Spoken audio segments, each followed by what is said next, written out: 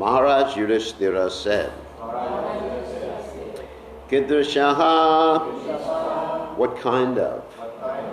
Kashyap, whose? Va, or Shapaha, curse. Uridasa, the servant of Hari. Abhimarshanaha, overcoming. Ashadayaha, incredible. Eva, as if. Abati, appears. Hare, of Hari. Ekantinam, of those exclusively devoted as exalted attendants. Exalted attendants. Bhavaha, birth. So Maharaj, translation, Maharaj Yudhishthira inquired, what kind of great curse could affect even liberated Vishnu Bhaktas? And what sort of person could curse even the Lord's associates? For unflinching devotees of the Lord to fall again to this material world is impossible. I cannot believe this. So purport by His Divine Grace, A.C. Bhaktivedanta Swami, Srila Prabhupada, Ki Jai. In Bhagavad Gita, in the 8th chapter, text 16, the Lord clearly states, Mamupecha tu kontya punarjanma navidyate. One who is purified of material contamination returns home back to Godhead, does not return to this material world. Elsewhere in Bhagavad Gita, in the 4th chapter, text 9, Krishna says, Janma karma chame divyam evam yo veti tatvataha chaptva deham punarjanma naiti mam eti sorjana. One who knows the transcendental nature of my appearance and activities does not, upon leaving the body, take his birth again in this material world, but attains my eternal abode, O Arjuna. Maharaj Yudhishthira, therefore, was surprised that a pure devotee could return to this material world. This is certainly a very important question. So, Shri Yudhishthira Vacha Kidrisha Kashyava Shapo Hari Dasa Vimarshanaha Ashariya Vavati Hari Kantinam Vavaha. So, Om Gana Timidanda Shah Gananjana Shalakaya Chakshurun Minitam Gena Tasmai Shigurve Namaha. So, first of all, let's try to understand what a pure devotee is. Of course, a pure devotee, according to Srila Rupa Goswami, in the Bhakti Rasamrita Sindhu, describes a pure devotee as Anyavilashita Shunyam Jnana Karma Navratam Anukul Yena Krishnanushilanam Bhaktirutanam. He says a pure devotee is shunya, completely, absolutely free of any personal desire. Jnana karma, that is desire for enjoyment, bhoga, or a desire for liberation, that's jnana, and avritam, anukulyena. But he is serving Krishna simply with a desire to please Krishna, as we mentioned yesterday. Bhavatad bhakti hoituki tvaya. He's engaged in a hoituki bhakti. Hoituki bhakti means without any cause. Most of us are engaged in bhakti here because there's a reason for it, right? Our reason is Chaturpada Bhajanti Mam. We came to Krishna consciousness because we were looking for knowledge. Or we came because we were in distress. Or we came because we were inquisitive, just was curious. Or we came because we wanted money. Or opulence. You know, sometimes people do that, just like we mentioned yesterday, that people have this Satyanarayan Katha, and they like different stories about Krishna, like the fruit seller story or Sadama Brahman story. So this is a reason, this is a cause for their devotional service. But devotional service savai pumsam parot dharma yato bhaktir hotsaje hoitakiya pratyata yatma suprasidate. Devotional service, pure devotional service, has no cause and is never stopped under any circumstance. In any case, no one can stop your devotional service. So that's pure devotional service. So someone who's on that platform can never fall down. But someone who is on a lesser platform can fall down. There's the potential. For example, you find in the analysis given by Vishwanath Chakravarti Thakur of anarthas, because anarthas actually are what causes us to fall down. Anartha means unwanted things. We've spoken about that many times, like lust, anger, greed, illusion, envy, fear, kama, krodha, mana, matsarya, bodhya, vaya. So these are anarthas, and of course we described the other day how anarthas come from, actually we'll talk about that tonight too, so I'm not going to mention it. But anyway, anarthas come from various sources. So according to one's degree of Krishna consciousness, according to Vishwanath Chakravarti Thakur, one becomes relatively free of different types of anarthas. And even at the stage of bhava, which is preliminary to prema, one doesn't have anarthas, but one is not absolutely free of anarthas. There's a difference. You can have no anarthas, but not be absolutely free of anarthas. So that sounds like a contradiction, doesn't it? So absolutely free means it can't come back. No anarthas means it can come back if you're not careful. You have to be careful. So a typical example of someone on the platform of bhava who had no anarthas, but he wasn't attentive enough and the anarthas came back and he fell down, was Bharat Maharaj. You've all heard of Bharat Maharaj? So Bharat Maharaj, of course, he was on the platform of bhava. How do we know he's on the platform of bhava? Well, Bhagavatam describes that he was on the platform of bhava. And it describes his symptoms of bhava. Symptoms of bhava like Mahaprabho, Kirtana, Nrityagita, Vaditrumadyan, Manaso, Rasena, which means that when you hear Krishna Kirtan or Gauranga Kirtan, then you start shaking in ecstasy. Tears come from your eyes like torrents of rain. That's a symptom of bhava. Of course, bhava is quite a science, or at least can be analyzed as a science by the acharyas. And there's different types of bhavas. And there's uncontrolled bhavas, and there's bhavas that you can control. Bhava means, of course, emotions. Of course, most of us right now are on the platform of bhava rogue. You know what bhava rogue means? Diseased emotions. Like when we hear a Bollywood song, we go, oh, isn't that nice? And we shiver in ecstasy, right? Not me, but the rest of you. You shiver in ecstasy, oh! Or you see some famous person. Anyway. Or you get scared. Just like there's a story in the Jaiva Dharma by Bhaktivinoda Thakur. There was one devotee who tried to renounce this world and became a Babaji, and he was good after a while. But in the beginning, he was chanting in his kutir, and then there was a snake there. And he just started shivering, got scared of the snake, and ran to another Babaji and said, "There's a snake coming." And the Babaji said, if you're actually advancing Krishna consciousness, you wouldn't be scared of snakes.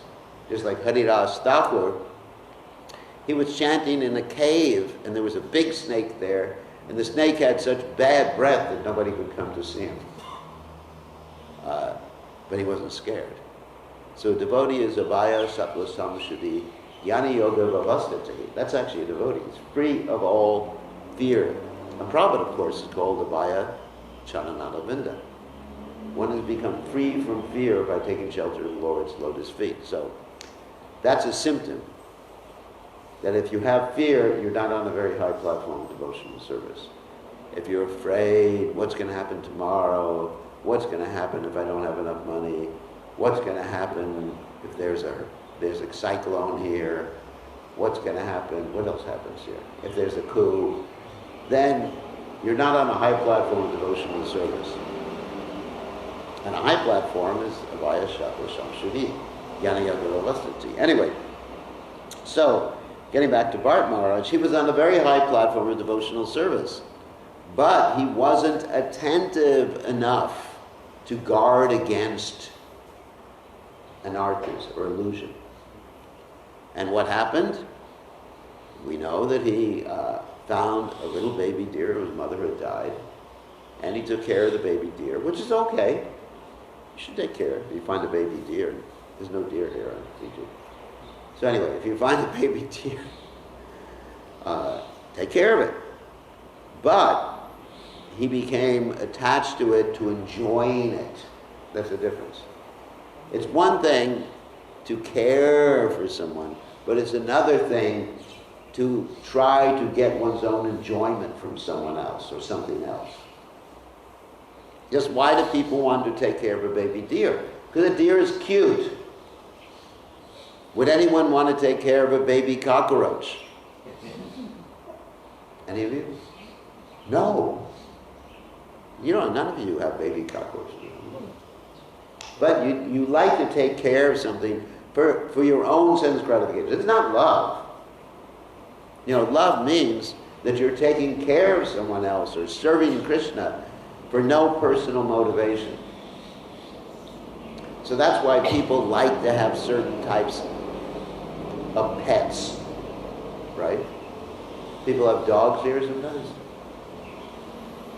Even in India, people have dogs. You know, we were taking a walk on the beach in Juhu, which is near our temple. And all these people, the rich people in India, were walking with their little dogs, waiting for their dogs to pass stool and cleaning up afterwards. No, in India they don't clean up. So, in the West, they do. In the West, you're supposed to carry, if you go walking on the street, you're supposed to carry a little, what's called a pooper scooper, which is a shovel, you know, to pick up the dog stool. So, because people want to enjoy the animal. It's not that they love the animal. They want to enjoy it. So, anyway, so Bart Maharaj, he wanted to enjoy the deer. And as a result of that, he neglected his spiritual practices, became attached to the deer, and everybody knows that he became a deer in his next life. And then after that, he learned his lesson.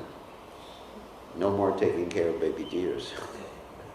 And actually, in life after that, he was so cautious that he acted stupid so no one would engage him in material affairs.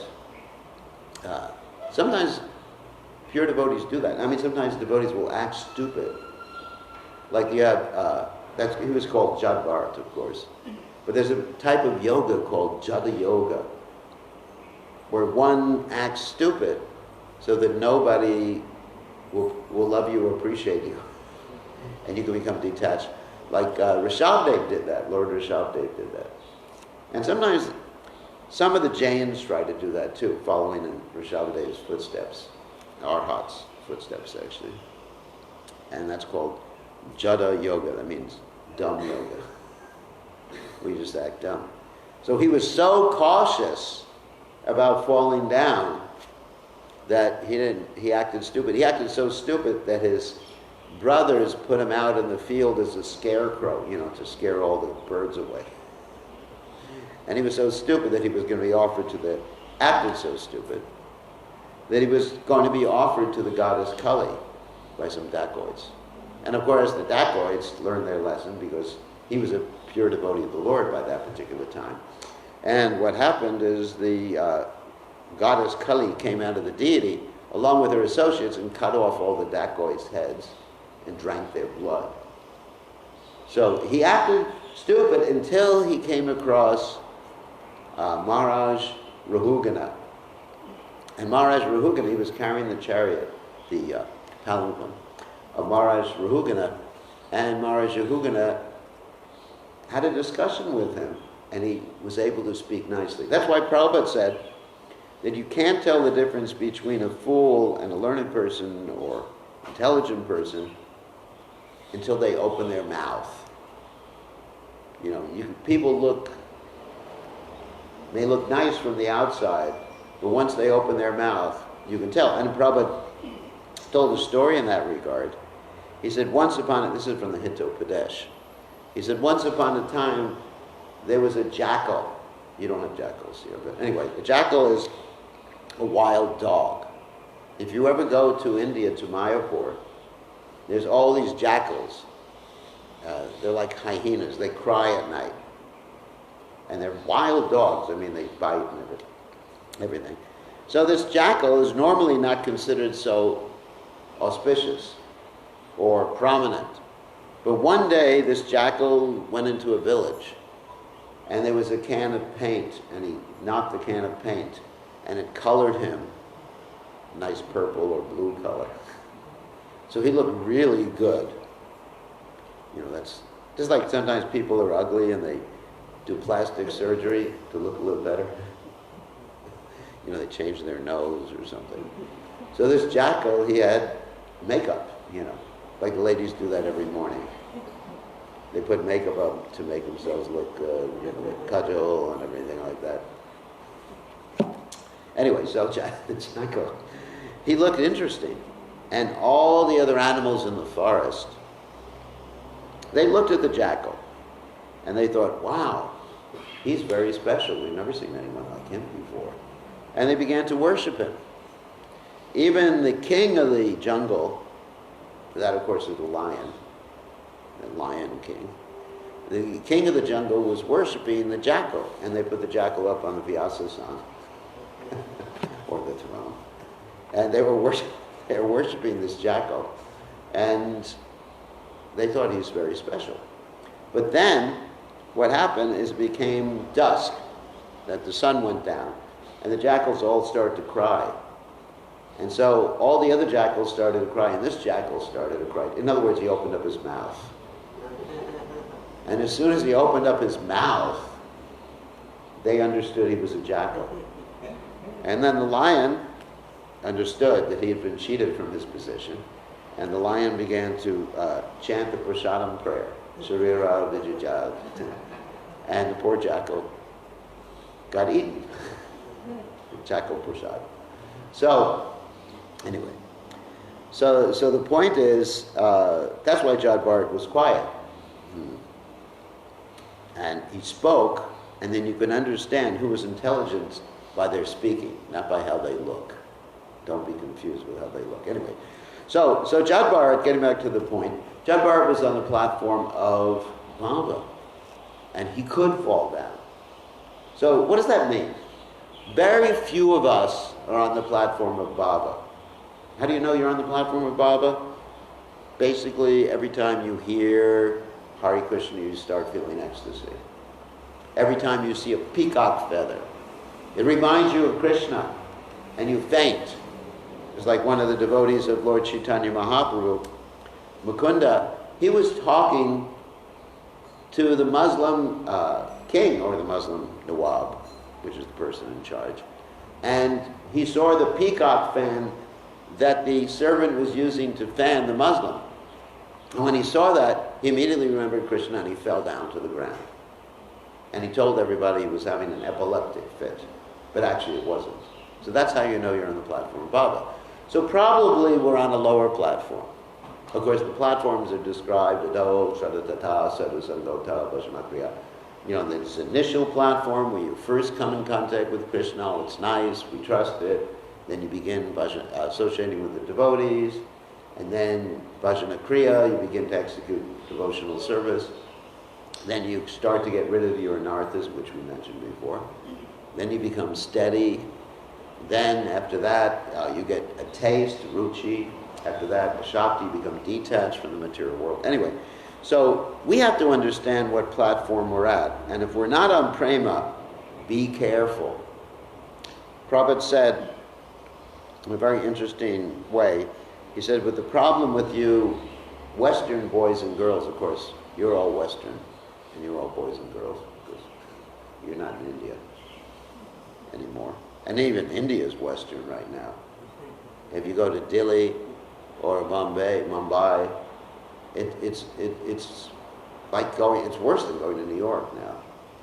Because people are trying to imitate the West. You know, imitate what they think is good, and it's actually bad. You know,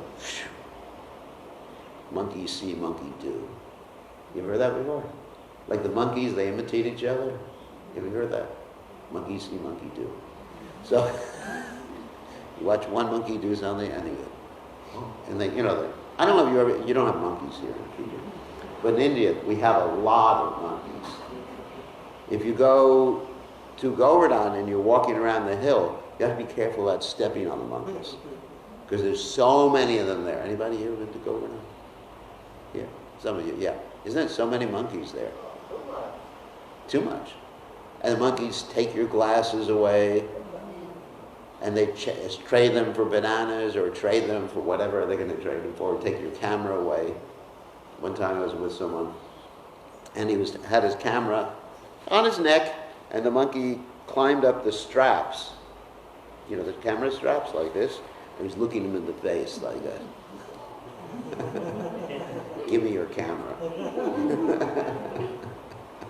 So that's monkey see, monkey do. Anyway, so therefore, if we're not on a high platform in devotional service, one of the, you know, not even on Baba, which you can fall down from, what to speak of prema, we have to be very careful. That's why Prabhupada said, you know, you boys and girls have to be you have to be afraid of Maya. You're not enough afraid of Maya. So we have to be very afraid. What does that mean? Not that we're shaking all the time. That means that we're careful what we eat, because what you eat, you are what you eat, so to speak. If you eat food cooked by a non-devotee, guess what happens? Your mind becomes wicked. Look what happened to grandfather Bhishma. Dronacharya, Kripacharya. They were devotees. Grandfather Bhishma was a Mahajan, a great, great devotee. That doesn't mean, it's not like us. We may be little tiny devotees. He was a great devotee, Mahajana. And so grandfather Bhishma, he was on the wrong side of the battle of Kurukshetra because he had eaten food from Duryodhana's kitchen. Prabhupada said that. So we have to be really careful what we hear, what we see, who we associate with. Like Prabhupada said, if you go to a bar, you'll become a drunkard, right?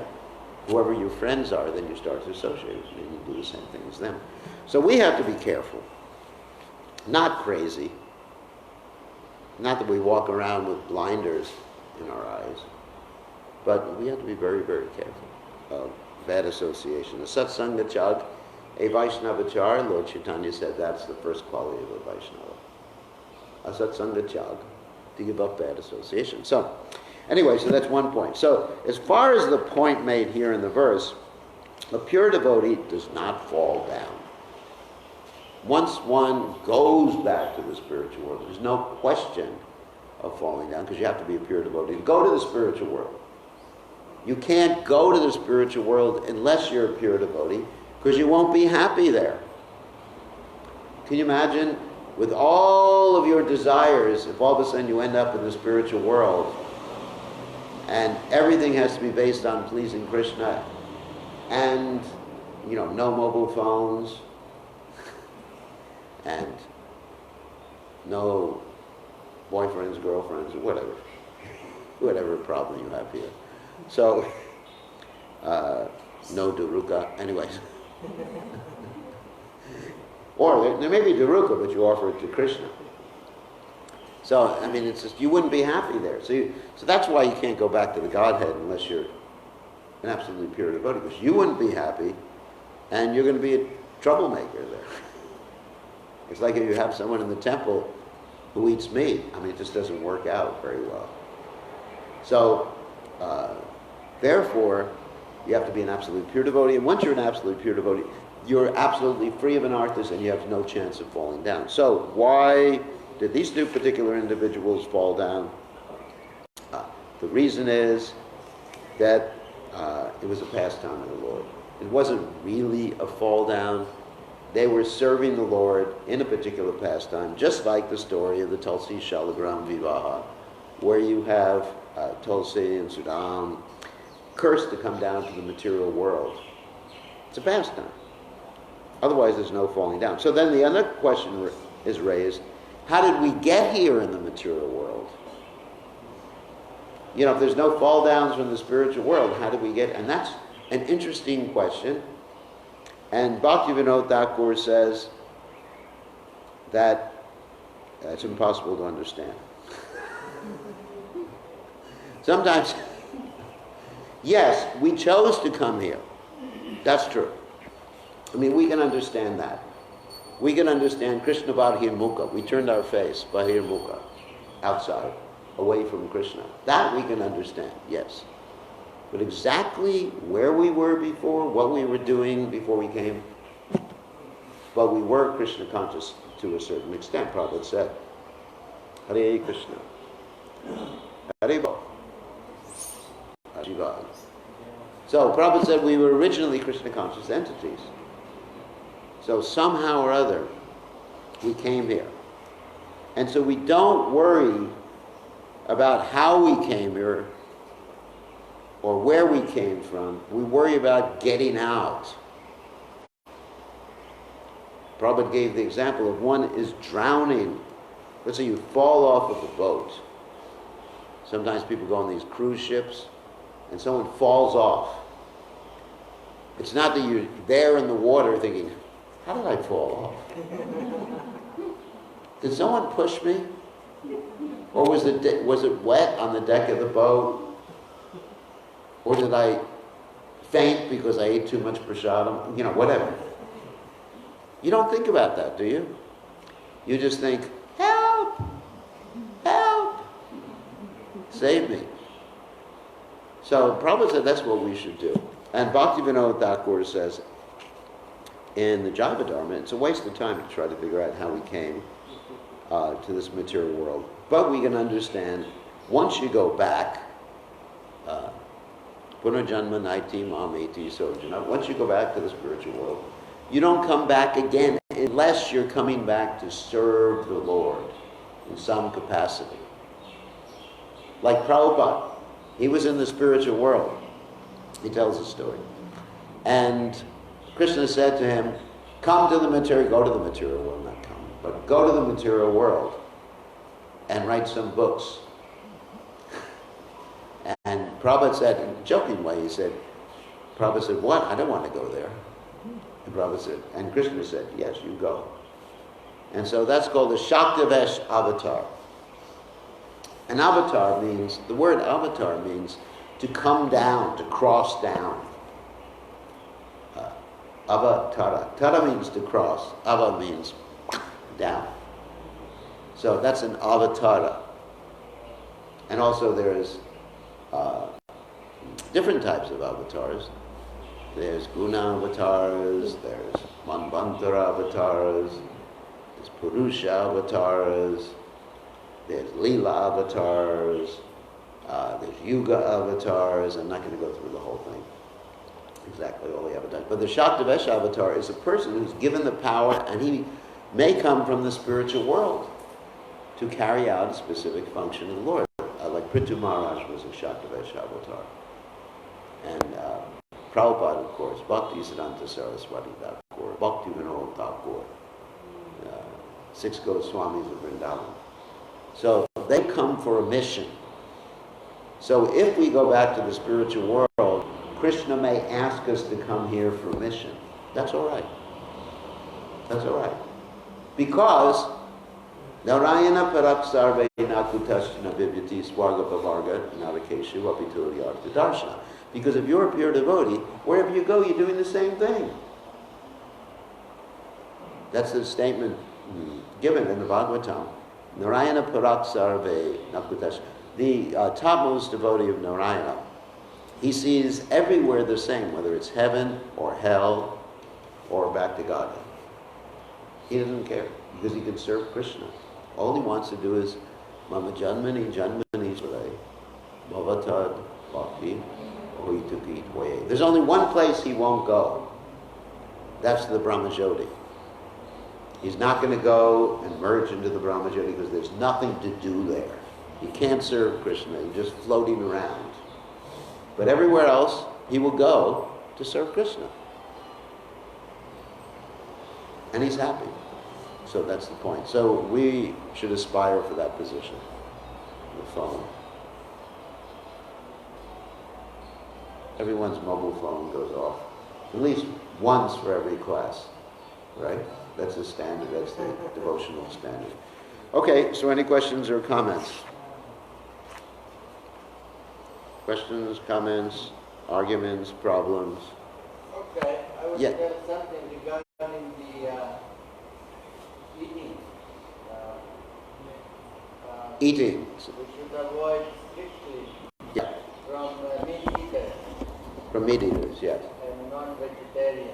And non-vegetarians and people who have demoniac consciousness. Yeah, so this is the next one. Prabhupada was here, and I was fortunate to be here to welcome him, 975. Yeah.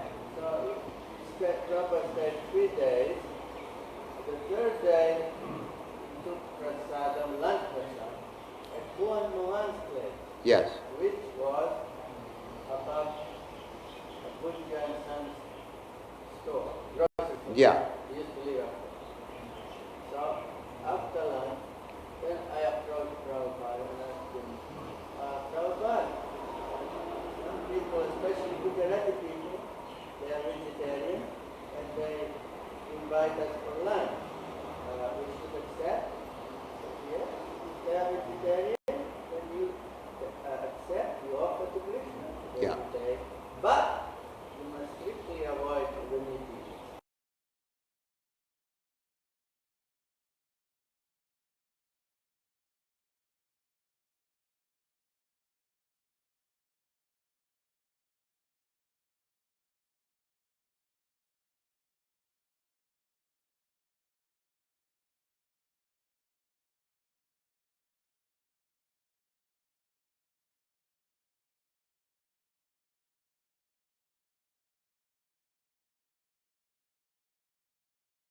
Sex, may be drinking vegetarian alcohol.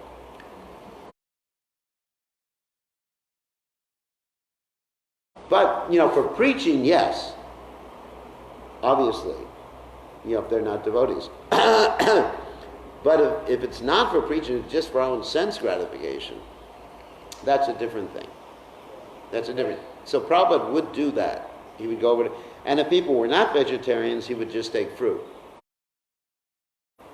at their house. Well, that reminds me another little bit extension to this. Yeah. With this theme, we were in Mumbai, maybe at some Gujarati place. Yeah. In Mumbai, to eat. So Upananda was there, asked the city. So all of a sudden we eating the dal or some garlic. I said, this is garlic. And he said, That's funny. That's funny. Yes. So one has to be careful. And also, pure devotee like Prabhupada can do things sometimes that we should be careful about. Because Prabhupada, as an absolute pure devotee, there's no question of Anartha is ever coming back. That's another point. Like a pure devotee can go into a liquor store and preach, not to drink liquor. Like Nityananda, yeah. Actually, there's an interesting story in Chaitanya's pastimes, how Lord Nityananda and Lord Chaitanya went to the house of a Shakta, and they were on their way to see Advaita Acharya. And the Shakta fed them nice vegetarian food, and then after the meal, the Shakta,